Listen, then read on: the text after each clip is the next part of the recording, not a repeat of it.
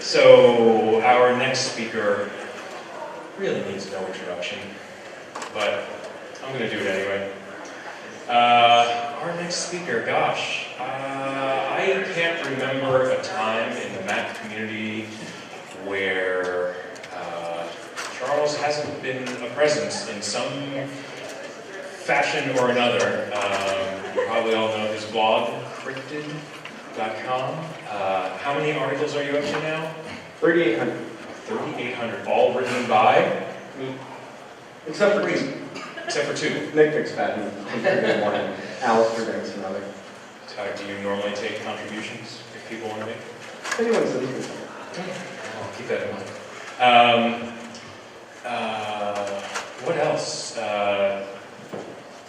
Years and years of writing books, writing blog posts, sharing knowledge. That's a common theme here. And now you are at Jamf, helping save the world one Mac at a time.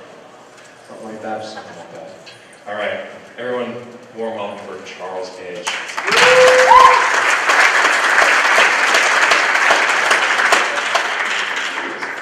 Thank you.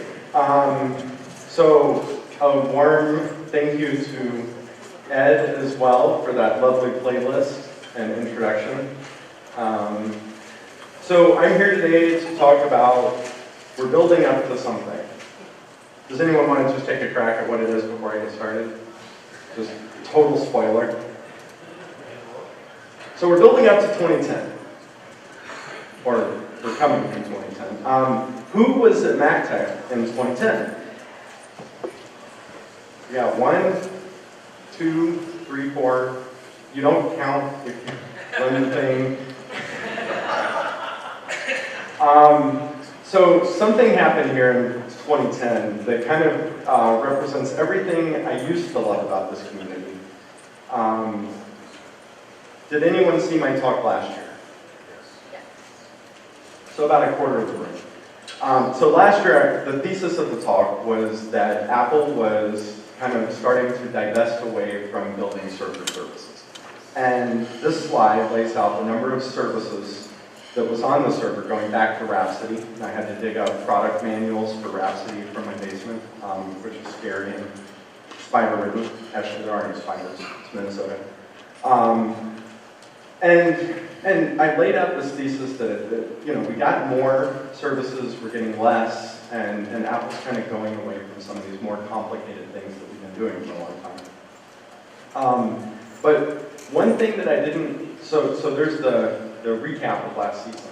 But one thing I didn't really go into was what year it was that everything kind of started to change. And I want to point out MacTech, November 5th, was the last day of MacTech in 2010. And something happened that day. Does anyone want to? Sean Collins. Xserve died a horrible death. The Xserve died a horrible death. And I still see them in environments. They're like, not dead yet. But they really should be. And out of that, the thing that I loved that came out of the community was kind of this galvanization. There was like petitions, like this one, which I had to go Google and dig up, to save the Xserve. No, Apple, don't kill the Xserve on us. But as they do, they killed it anyways. So that was one thing that changed in 2010, but there were other things as well, and we've been building on these since. So 4 other things I want to point out, and there were more. There were presidential change. I mean, there were all kinds of things. But in terms of this talk, the thing that I mentioned when I first built this slide was that Oracle bought Sun. So how does that impact this group? Most notably, Apple could have purchased Sun for 1/12 of the cash reserves they had at the time, had they wanted to be an IT company. But I think Oracle wanted to be an IT company, and Apple wanted to make the iPad, which was also introduced in 2010. No one here has an iPad, right? Good. Terrible devices. Unless you're going to be attending Joe Cabell's talk. So not only did they introduce the iPad that year, which has probably made more money than Sun has since 2010. But they also introduced the Mac App Store. And that lays the foundation for a bunch of things that we use today, especially in terms of app distribution en masse. And that was the first year that they went from manual profiles being installed on the machine to what they initially called OTA profiles and now call mobile device management. So one thing that I really like to do in every talk I give is I like to say, I want to leave you with one thing, because you're going to hear 10, 20, 30, 80 talks at a conference. And I usually want to say, the one thing that I want you to remember after this talk is to think transactional. And that's not what I usually say, that's what I'm saying for this talk. Regrettably, I don't get the same talk over and over. It'll make it much easier. And by think transactional, I mean think of IT as an assembly line. And that assembly line is made up of a whole bunch of parts.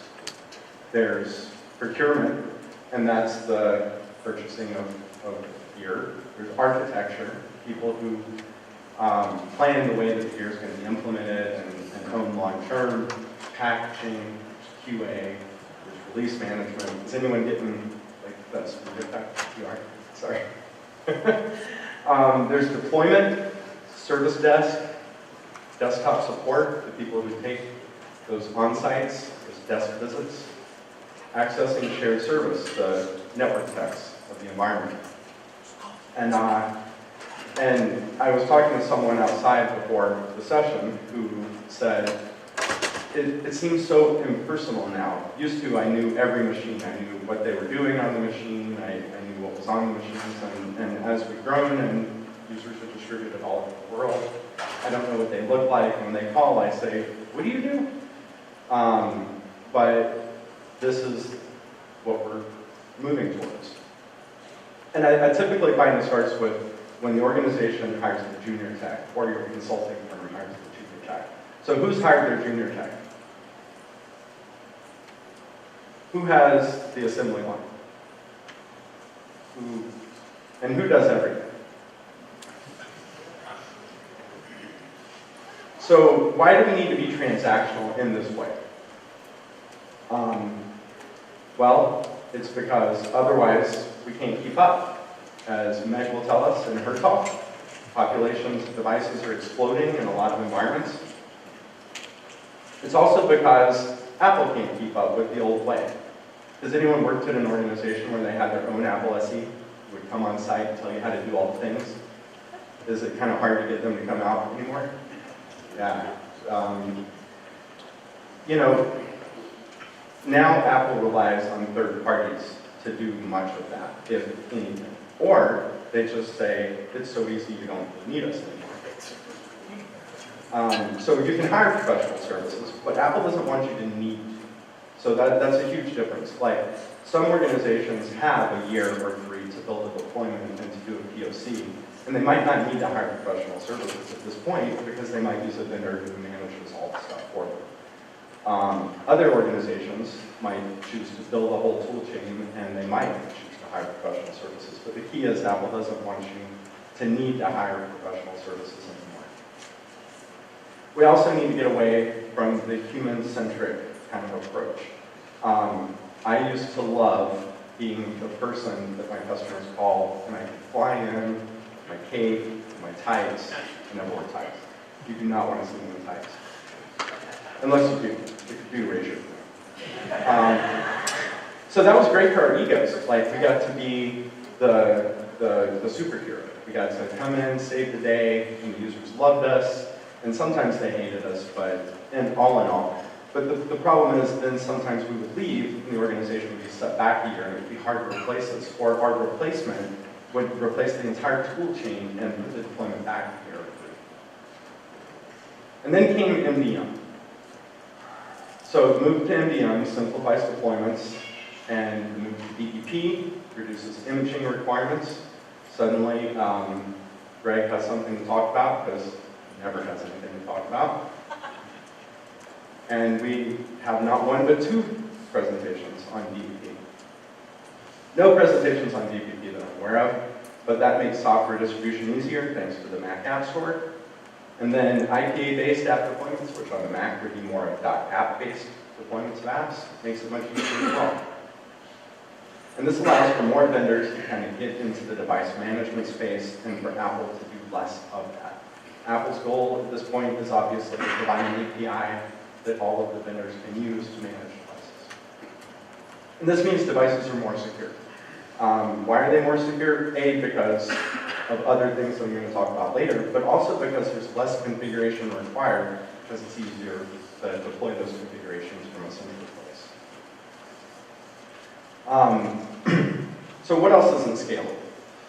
So here's a recap of the talk I gave at MacSysAdmin, which Ed told me to just give again, but I was bored with it because I delivered it once and figured it was online, and everyone watched it, right? So in that talk, I introduced this concept of the full stack admin. Does anyone know what a full stack developer is? I want to blurt it out. In 3 easy words, they do it all. So in the development world, they do the front end, the back end, the database, UX, the testing, the QA. A lot of times, they do all the entire stack of development. So a full stack admin does all those things I talked about earlier. They do the desktop support, the server support. They write middleware to automate the management of things. They do my favorite thing, which is troubleshoot printer drivers. I would like to dedicate someday an entire presentation to how much I despise pirates. Would anyone like to watch that? We could bring one up here, we could smash with a baseball bat and circle. You know, the full stack admin also acts as a release manager. You build packages, you deploy the packages. That's not me, right?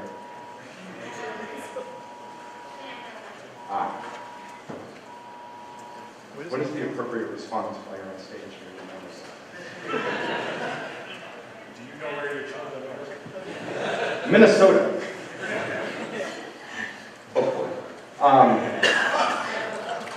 We also help choose line of business apps, things like kiosks and accounting software packages, and look for apps on the App Store and plugins for Photoshop and things like that. This is the full stack developer is common in startups, and the full stack admin is common in smaller teams. But we're seeing device deployments exploding. We're seeing 150,000. I personally worked on 600,000+. If you're wondering why there haven't been a lot of cryptid posts this year, I've personally worked on 600,000+ deployments this year. And the full stack admin just doesn't scale. So it's unique in SMB and Apple infrastructures. And really, historically, most Mac admins were full stack admins. And one reason is because there just weren't enough of us. And it took so long to become an expert that it just wasn't scalable to mint that many more engineers. No matter how many organizations I watched hire geniuses off Genius Bars and then charge them with managing 1,000 devices. There's still a pretty sharp learning curve if you're going to start scripting and automating things, unless you come with that skill set. And some do. I met a person on a Genius Bar a few years ago, and that person is now a senior developer, Java developer, because they already know how to write code.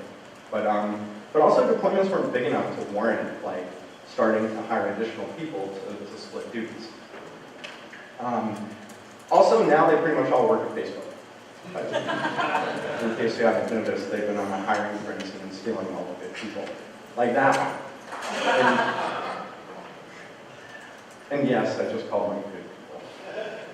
I'll retract the statement after a couple of years later. But those were the good old days. The days of the cylinder of destiny. Does anyone remember that? He's here too. Now that he's allowed to speak publicly and doesn't work at Apple anymore, he doesn't seem to be in the room. But then again, if I were here, I wouldn't be in the room either. And many of us still manage things like Xan, Cario, and other old school tools that still just live in smallish environments. And no diss on that, I shouldn't have said But we're doing less and less with agents. The old way of complicated deployments is starting to disappear, fall by the wayside. And Apple is actively discouraging a lot of these technologies, like binding to Active Directory. I can't tell you how much money I made writing Active Directory scripts for customers back in before I had all this great. But while MCX still works and there are reasons to do these things, it's not really tested at Apple, and there's not a lot of good reason to do that beyond how MCX is impacted by it. And I think one of Apple's latest additions that proves some of these points is user-accepted kernel extensions. Apple wants end users to click the OK button when an app deploys a kernel extension. And one of those reasons is because I can repackage and re-sign any old app and throw my keystroke logger in there as a kernel extension. By the way, that was not me admitting that I have a keystroke logger. And arrays that allow text via MVM. So now we can bypass user acceptance by putting the text, or at least the domains for the text, into an MVM payload. And then the next thing that comes along is user-accepted MVM enrollments. So in the future, all devices that get enrolled into an MVM that aren't enrolled via EEP, the user will have to go to System Preferences and click the Accept button for that enrollment. And all of this is kind of building on top of sandbox, system integrity protection, and entitlement. And so Apple is just increasingly starting to separate resources and segment the OS, making it a little bit more like iOS. So imagine a day when you need to grant access to the Contacts app from the Maps app on a Mac. It's kind of a different mentality, but it's, did you complain about it when your iOS devices prompted you for that? Probably not. And then if you take that logical next progression and say, well, we complain about that on the Mac, probably not. But what about when Office wants to install a kernel extension or fonts or whatever the next thing that we're going to have to accept? If it's just a little OK button, then users probably won't have a huge problem for it. And I think the reason a lot of us old school admins have a problem with it is because we're afraid that we're going to get 10,000 calls to the service desk, and we're going to just be busy beyond belief with these new changes. And we have to hope that that's not the case. So a lot of this is built, Apple's making a lot of these moves because they're starting to centralize resources. And this is kind of following other things. So online services or SaaS-based products have been doing this for years. Dropbox, Box, Salesforce, and now we're starting to see device management where it's just a SaaS tool, and you might even be able to have an if this then that workflow that says, oh, if the device leaves the house or something. So I like to sometimes think, gosh, it would be great if Apple would just let me do this thing. And sometimes that thing is 30 years of IT dogma that's just sitting in my head of the way things are supposed to work. But if anything, iOS has shown us that it doesn't have to. Apple can rethink IT as an industry and start doing things differently. So if Apple wanted to do all those things, they wouldn't have started scaling back what they do in their server. So what else isn't scalable? Referrals. Any consultants in the house? Hooting and hollering, if you do. There we go. I like the hoots. You're hooting at me, right? Not the question. So have you noticed that Apple retail stores aren't providing as many direct referrals anymore? You know, as soon as one person from each store gets yelled at because a consultant did a bad job that they told them to call, they're not going to give any more referrals. They're just going to point people at this page.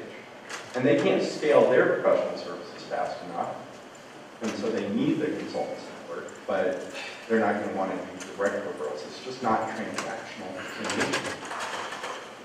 And recently I built the Jamf Consultants Network. This is not a shameless plug, it's more of just, okay, a little bit, no, not really. It's more of saying, like, I understand where they're coming from.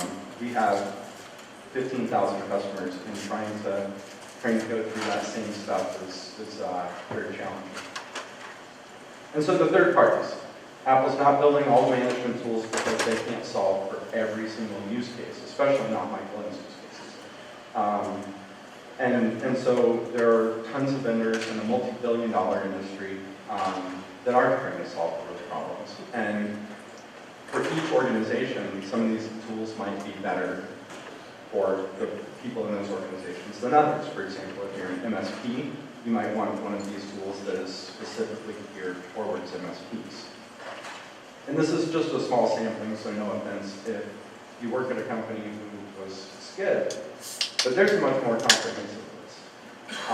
And this is only the ones that I can speak the language for. In China, Japan, and some other countries, there are approximately 100 more. Now, if you're taking a picture of the slide, you don't have to, because if you go to cryptid.com, the list started with 160 lines, and it's now 260 or 270 tools. And I'm going to be going through a bunch of these. So, other things that the full stack admin needed to do: learn backup tools, learn how to use collaboration and file sharing, integrate with directory services and various authentication tools like Okta, imaging, configuration, service desk tools that we're integrating with. Speaking of service desk tools, I think we have a speaker covering that as well. Automation tools, security, antivirus. Once again, by the way, anyone use Google Santa? That isn't behind. I've now answered 4 questions that people have asked me in the last few days with just use Google Santa for that. Binary whitelisting and blacklisting solves a whole bunch of problems. Other things that we need: virtualization, emulation. Not all tools are written for Apple. Remote management, log collection, CRM, point of sales, printing, digital signage, kiosks, miscellaneous. That's personally my favorite category. But why did I actually sit down and write this huge blog post on this? It's because one person can't know them all. And so as the organization grows and they expect IT to manage these things or to help them with these things, especially in an age where shadow IT is becoming frowned upon, then all of a sudden we need bigger teams who have these more specialized skill sets. And the only way we can get those is by, once again, going back to that assembly line and saying, you do this, you do this, you do this. And if you're sick, someone else can backfill you and take it back. So we have to get more transactional to ease the learning curve, because to have multiple people, we need to hire more people. And once again, I posit that easing that learning curve means that things are more secure out of the box.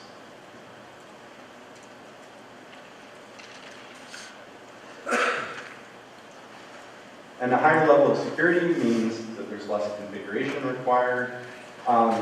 So has anyone ever corrupted the OS of an iOS device that wasn't installing a beta or jailbreaking? That just doesn't happen, right? Has anyone ever corrupted the OS of their Mac? I mean, I do dancing. This was a trick honest. Does anyone use that as an interview technique? Okay, I broke it, now fix it. It's not bad. Although it does set a weird precedent to be like, I'm just going to toy with you, like a cat with a cicada. So what are we gearing up for, other than to take a nap after lunch? So my thesis is the iOSification of the Mac. I think we've all seen it. We've all kind of been increasingly accepting of the fate. But again, I go back to, we don't have users complaining when an app, I mean, I do complain when every time there's an American Express update, I have to enter my password again. But I don't complain when I install a camera app and it asks for access to my camera, right? So we're heading into a simpler environment where I'll take an example of deploying preferences for Office. Who bundles preferences with Office packages? In the room, anyone? Does everyone just install Office manually? All machines? Just put the CD in the drive, carry a super drive. And you know, when we get into doing that, that's device supervision. So when I look at what's really next, it's getting into the supervised state. It's agents that don't have access to everything on the device. Speaking of agents, talk about agents. I decided to put these in last night. It made the presentation deck go from like 4 megs to 100. Those Retina displays take big screenshots. So other things that are required for device supervision on a Mac, system integrity protection had to come. We had to be able to limit access to resources at a kernel level, not at an app or a binary level. User-approved kernel extension loading, I would say, is Apple going into that. You are going to have to accept things on a Mac the way that you accept things on an iOS device. And this all takes us into a rootless OS. You can sudo, but even as root, you can't touch a lot of things on the device unless you disable SIP.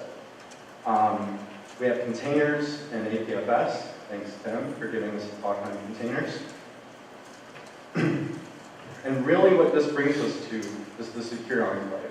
Does anyone have a Mac with a secure enclave on it? So, is that your touch bar Macs? And that secure enclave isn't necessarily weaponized just yet, is it? Because it's not prevalent across the fleet of all of the Macs that we have. The secure enclave means that we will have to exchange data between apps via REST or some normalized call, like Sal is going to tell us about later. He's probably writing his presentation right now. Good for you, Sal. So I knew this Android developer. When we first started writing Jamf Now, I wrote a bunch of proof of concept code, which was really, really, really poorly written because I was learning how to write Java at the time that I was writing that. And then we started hiring a big team of developers. And these people started coming in and rewriting some of my code.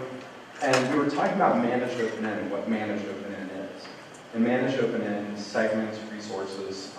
Like if I deploy an app via NVM and I enable managed open-end, then you can't take tools or data from that app and put it in something that isn't NVM push. That way, I can just revoke your NVM certificate for personally owned devices, and I'm not actually touching your photo roll and deleting all the pictures of your kids.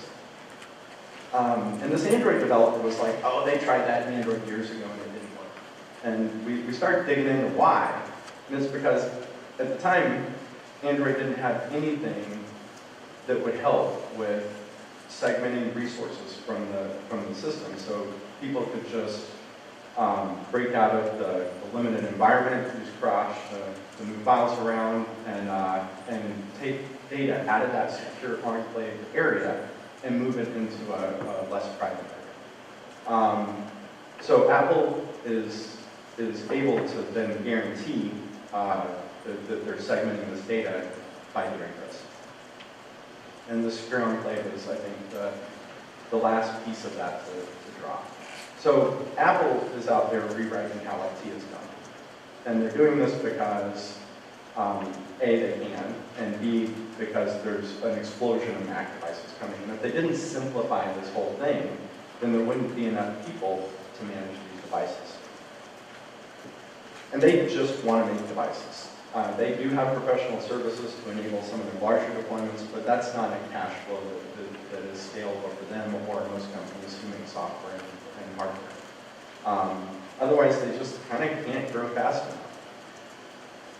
And this leads to an excellent opportunity like the multi-billion-dollar NVM industry for the rest of us. But as they're implementing these changes at a fast pace, does anyone remember a feature as big as something like user-accepted kernel extensions dropping without any warning? Does anyone remember a time where opt-in MDM, where you have to go click a button to get something to happen, dropped in a 20 release? I mean, that is, the pace is quickening to this convergence. And we just kind of have to be cool with it because otherwise we end up complaining about Apple to our users and then they think that the Apple products suck. And that's not what we want at all. So new admins need to learn how to use an MDM, or can learn how to use an MDM faster than they can learn how to write a script. Speaking of new admins, Kelly will be joining us later to talk about how to be nice to new admins. And the less options we have in management, we might not end up with the ability to load an agent or a launch daemon ourselves, but the devices will be more secure and they'll be more transactional for Apple to sell and for us to integrate into our environment. One nice thing about this is it's less InfoSec paperwork. My favorite is dealing with everybody's InfoSec teams. Speaking of InfoSec, yet again, we have to talk on that. It means less time with legal. And companies, I don't remember what I was going to say with this slide. Sometimes you forget, right? That's what I get for tweaking them up in my room while you guys were eating lunch.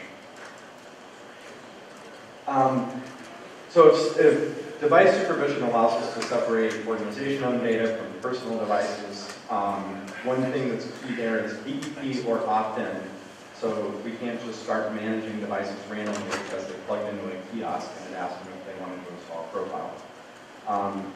If we have proof that the user wants this management, which the carrot and stick approach makes them accept, or that we bought the device, which is, as the organization, which is made available via BEP, then we can have more control via MDM. And that allows us to have scale without violating anyone's privacy.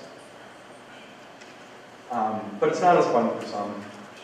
I don't think the hacker mentality is necessarily dead. Ask Copine, who's sitting in the back, whose photo is sitting on the slide and he's still looking down. We share a podcast, it's cool. So you'll still be able to jailbreak a device, I think, right? You can disable system integrity protection today. I don't see that feature going away. So if you want to hack the device, if you want to load Hopper disassembler so that you can figure out how Apple's doing something or whether or not there's a private method available to make something work, then that's still possible. I mean, I have 5 or 6 jailbroken iOS devices at home for testing MDM stuff so that I can watch the transactions occur. And it might not seem as fun until you deploy 150,000 devices.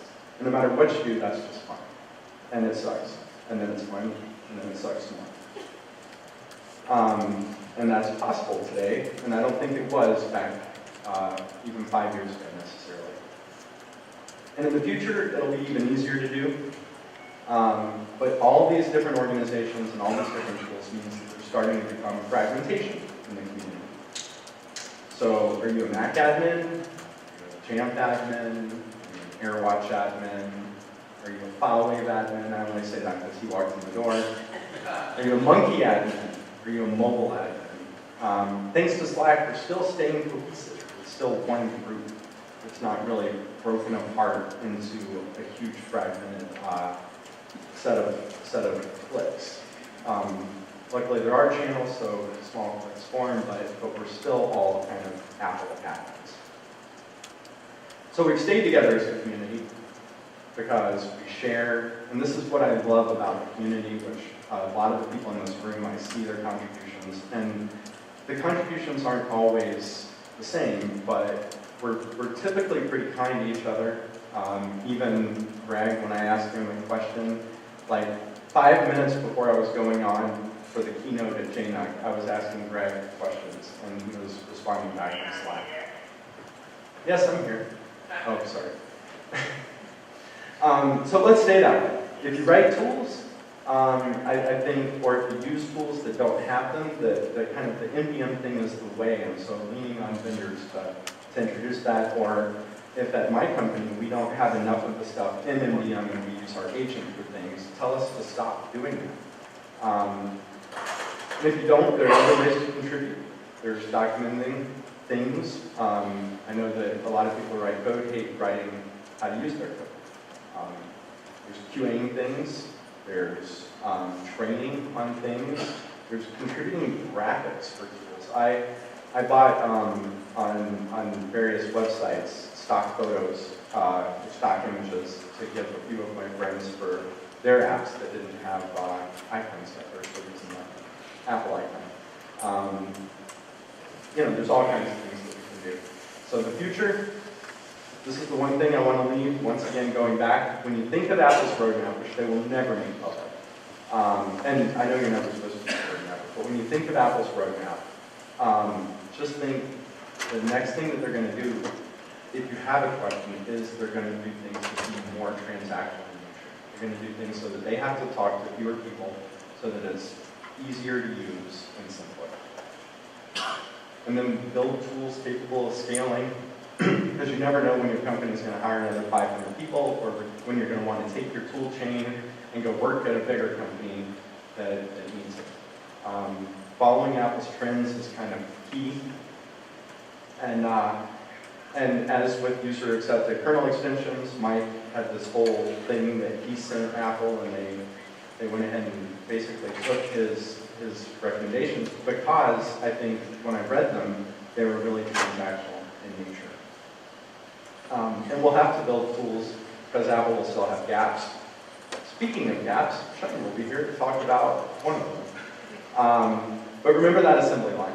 Keep that in mind as we're going forward. And let's keep things cohesive in the community. I love hanging out with all of you. So thanks for sticking around. I'll miss you. We love you too, Charles. Thanks.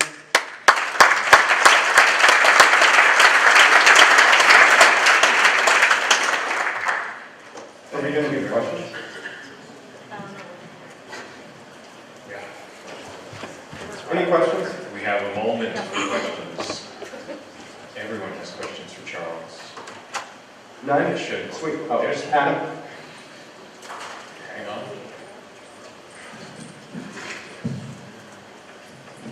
So the one thing that seems to be a problem for scaling that I didn't hear any discussion of is, what about service? What kind of service? Hardware service. So I mean, actually fixing things when they break. Do you think Apple has anything up their sleeves for how to make that less problematic? All the devices go back to Cupertino or Memphis or whatever, because all the parts are soldered onto the board now, right? I don't see any fixing for that. They signed that deal with IBM where they were going to do it in corporate environments, but I don't think much of that's happening, because ultimately most of the problems are someone spilled something on the motherboard, and no matter what, it's all got to go back. So I don't see them fixing for that, personally. Next. Just have two or three extras around, right? That way they sell more hardware. Chris Don, or the other Chris. Here. Hey, Adam. Good. Long time no see. Yeah. So I think one of the other concerns that IT folk have about the constant prompts to update things is not that it's not automatic anymore, that users have to accept it. It's that what happened in the Windows world was that people got tired of clicking buttons, and eventually they started ignoring the actual warning and just blindly clicking things. I did the concern research is on that, and it's not, I don't think it's as big a thing as we all thought. So you don't think user fatigue to like pop-ups and prompts could be a problem? The research that I've read, at least, has been like, yeah, don't worry about it. But, I mean, to varying degrees, right? But, the thing I would be more worried about is what if you have automations that are expecting that? Now you're having to write lots of extra code to wait for something, and then MDM is terrible about reporting back to the provider about whether or not it actually took an action that you told it to take.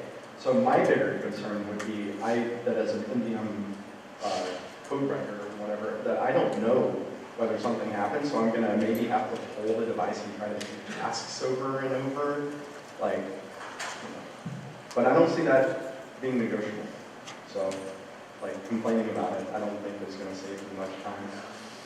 It would be great if there was a -F for all of the things. And there is a -F for the profile scan, but it doesn't work for user accepted. Yeah. Well, that's kind of the problem, I think, is that Apple is very quickly, like you said, driving us towards this future, but there's a big gap between the future that they want and are telling us, it's like, yeah, go ahead, use MDMDP for everything, and where the tools actually are right now. There's this big gap. So that's, I think that's the anxiety in the admin community. It's just, Apple's telling us one thing, hey, this is where we're going, and get on board, but we don't have the tools to do what we want. We have 2 Scrum teams, 100% dedicated to keeping that just all. I mean, because it's just, you know. It is. I think we're all on board with that future. It's going to be great when we get there. I don't think we'll ever be there because Yeah. the next thing will be in the wings. All right. You want me to get the hell off stage now? You're looking at me like, I hate you, Charles.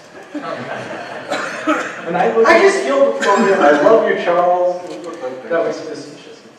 I know. It was dead serious. All right. Another How about a great round of applause here for Charles?